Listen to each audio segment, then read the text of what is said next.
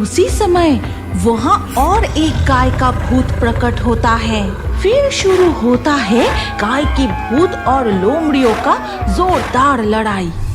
सुंदरबन के बिल्कुल बीचों बीच दयापुर नाम का एक छोटा सा गांव था, जो चारों तरफ से नदी और घने जंगलों से घिरा हुआ था। दिन के उजाले में भी वहाँ के जंगलों में प्रवेश करने से डर लगता था। इसी दयापुर गांव में माधव और उसकी पत्नी रुक्मिणी रहते थे। भाग्यवान, तुम्हें पता है कल रात रहीम के आंगन से अचानक सारी मुर्गियां गायब हो गई है। हाँ जी, मैंने भी तालाब में बर्तन धोते समय सुना कि किसी के घर से बतख तो किसी के घर से बकरी चोरी हो रही है। पता नहीं अचानक सुंदरबन में फिर से ये सब क्या हो रहा है। जो भी हो, मैं मछली पकड़ने के लिए जा रहा हूँ। ये कहकर माधव जाल लेकर नदी की ओर चला जाता है। वहाँ उसकी मुलाकात रामू और उसकी पत्नी मिंटी से होती है। माधव, अगर ऐसा ही चलता रहा तो हमारे गांव से बत्तख, मुर्गियाँ, बकरी सब कुछ खत्म हो जाएगा। कल रात मैंने अपनी आँखों से देखा 3 बड़े बड़े लोमड़ी हमारी मुर्गियों को पकड़कर आंगन के पास से भाग गए। अच्छा, इसका मतलब सुंदरबन में अब लोमड़िया आतंक मचा रहा है। अब हमें और भी सावधानी से रहना होगा। हाँ जी, वो लोमड़ी कितने बड़े बड़े और कितने डरावने थे, बाप रे बाप। फिर माधव नाव से मछली पकड़ने चला जाता है।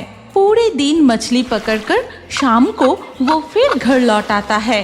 तभी उसे देखकर उसकी पत्नी रुक्मिणी कहती है, ए जी, तुमने सुना सुंदरबन में बड़े बड़े लोमड़ियों का आतंक बढ़ गया है। आज से हमारी बतख और मुर्गियों को घर के अंदर रखना होगा। हाँ भाग्यवान, तुमने सही कहा, मैंने भी सुना।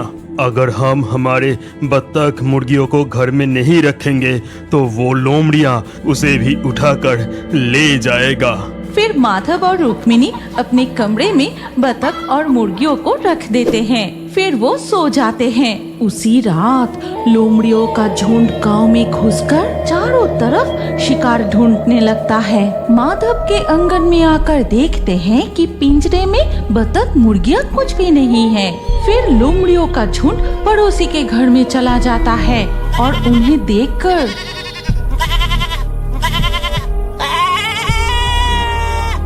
लोमड़ियों का झुंड बकरी को अकेला पाकर आसानी से पकड़ लेता है।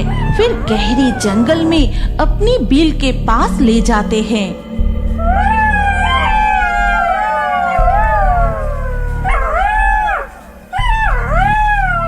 फिर धीरे धीरे सुबह हो जाती है। गांव वाले लोमड़ियों के आतंक से परेशान होकर जाते हैं फॉरेस्ट डिपार्टमेंट ऑफिस में। गांव वाले की सारी शिकायत सुनकर ऑफिसर कहता है, ध्यान से सुनो, जब तक हम इन लोमड़ियों को पकड़कर काबू नहीं कर लेते तब तक तुम अपने अपने बत्तख, मुर्गियों को सोने वाले कमरे में रखो, नहीं तो मजबूत लोहे की पिंजरे में रखो और रात को कोई कमरे से बाहर नहीं निकलेगा। ठीक है ऑफिसर साहब, ठीक है। उसके बाद से गांव वाले अपने पालतू जानवरों को मजबूत पिंजरे में बंद करके रखने लगे। इसी तरह कई दिन बीत गए। लोमड़ियों के झुंड को अब कोई शिकार नहीं मिल रहा था। बहुत दिनों से पेट भरकर खाना नहीं मिला, ऐसा नहीं चल सकता। अब हमें हमसे बड़े शिकार पकड़ना होगा। गांव वाले बत्तख, मुर्गियाँ अपने कमरे में या लोहे की पिंजरे में बंद करके रख रहे हैं, तो बड़ा शिकार हम कैसे पकड़ेंगे? वो सब छोटे शिकार हैं। आज हम बाघों की तरह बड़ा शिकार पकड़ेंगे। चलो साहब। उस रात लोमड़ियों का झुंड गांव में घुसकर गायों का शिकार करता है। इसके बाद से गायों का शिकार शुरू हो जाता है और इसी तरह कई दिन बीत जाते हैं। ऐसे ही एक दिन सुबह जंगल में लकड़ी बीनने जाते समय रुक्मिणी देखती है, हाय राम, हे जी, जरा उधर तो देखो, वहाँ एक गाय लेटी हुई है ना। इस जंगल में तो कोई गाय बांधने नहीं आता। चलो जाकर देखते हैं। रुक्मिणी और माधव गाय के पास जाकर देखते हैं कि गाय मरी हुई है। उसके गले में 2 दांतों के निशान। एक के बाद एक गांव के सारे गाय शिकार हो रहे हैं। पता है किसी को समझ नहीं आ रहा ये बाघ का रहे हैं या लोमड़ियों का झुंड। हाँ, और इसी तरह सुंदरबन के जंगल के अलग अलग हिस्सों में मरी हुई गाय मिल रही है और हर गाय के गले में 2 गहरे दांतों के निशान होते हैं। ये घटना भी हमें फॉरेस्ट डिपार्टमेंट ऑफिस में बताना होगा। चलो। फिर माधव और रुक्मिणी सीधे फॉरेस्ट डिपार्टमेंट ऑफिस में जाते हैं। सुनिए अफसर साहब, अब हम और सहन नहीं कर सकते। आप लोग कुछ कीजिए। एक एक करके सबके गौशाला खाली होते जा रहे हैं। हमने उस लोमड़ियों को पकड़ने की बहुत कोशिश की है।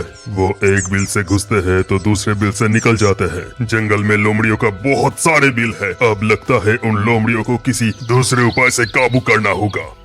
इसके बाद फॉरेस्ट डिपार्टमेंट का ऑफिसर सीधे एक अघोरी तांत्रिक के पास जाता है और उसे गांव के सारी घटना बताता है। ठीक है, तू लौट जा।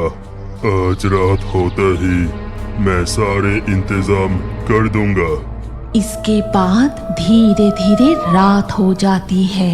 अघोरी तांत्रिक जंगल में एक मरी हुई गाय के पास बैठकर मंत्र पढ़ने लगता है और फिर उस गाय पर लाल सिंदूर फेंकते ही तुरंत एक भयानक गाय का भूत प्रकट होता है।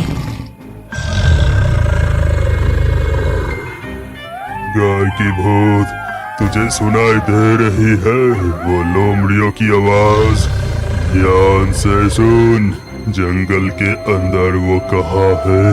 ध्यान से सुन।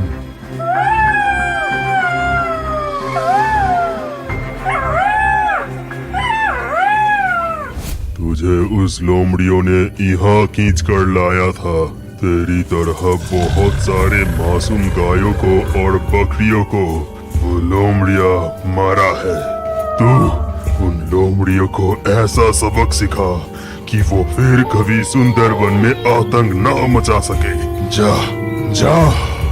इसके बाद गाय का भूत सीधे उन लोमड़ियों के बिल के पास पहुंच जाता है।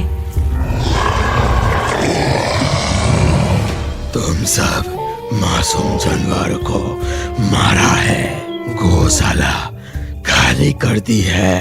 अब और नहीं, अब तुझे सजा मिलेगा। तभी कुछ लोमड़ियां उस गाय के भूत को घेर लेते हैं और जोर जोर से चिल्लाने लगते हैं।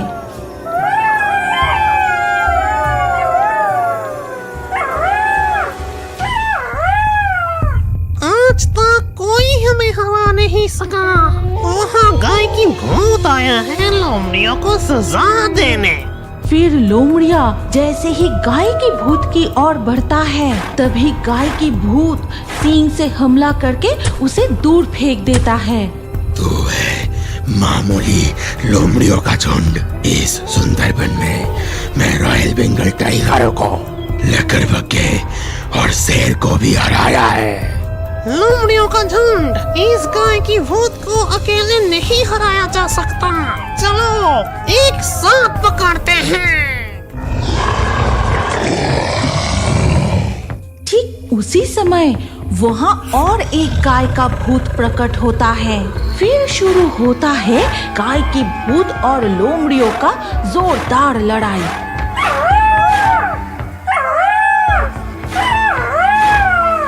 गाय के भूतों के सामने लोमड़ियों का झुंड टिक नहीं पाता। लोमड़ियां हार जाते हैं। गाय की भूत अपने सींग से लोमड़ियों को उठाकर नदी के पानी में फेंक देता है और सारे लोमड़ियां नदी के पानी में बह जाते हैं। हम फिर से लौट कर आएंगे। हम फिर से लौट कर आएंगे। तुम जैसे दुष्ट जानवरों को हराने के लिए मैं हमेशा इस सुंदरबन के जंगल में पहरादार बन के रहूंगा। इसके बाद धीरे धीरे सुबह हो जाती है। सुंदरबन में लोमड़ियों का आतंक बिल्कुल खत्म हो जाता है। रात में अब लोमड़ियों की आवाज सुनाई नहीं देती। गांव वाले अपने पालतू जानवरों को फिर से अपने घर के आंगन में रखने लगते हैं। सारे लोमड़िया अचानक से मानो गायब हो गए, पता नहीं कहाँ चले गए। जो हुआ अच्छा ही हुआ, अब उनका नाम भी मत लो। लगता है भगवान ने हमारी रक्षा की है।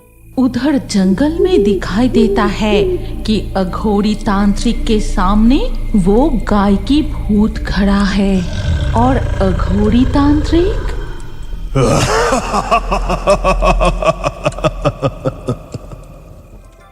शायद आपको पता नहीं, अगर आप हमारे गाय की भूत कार्टून चैनल को सब्सक्राइब करके आपका नाम कमेंट में लिखते हैं तो आपका नाम भी हमारे कार्टून वीडियो में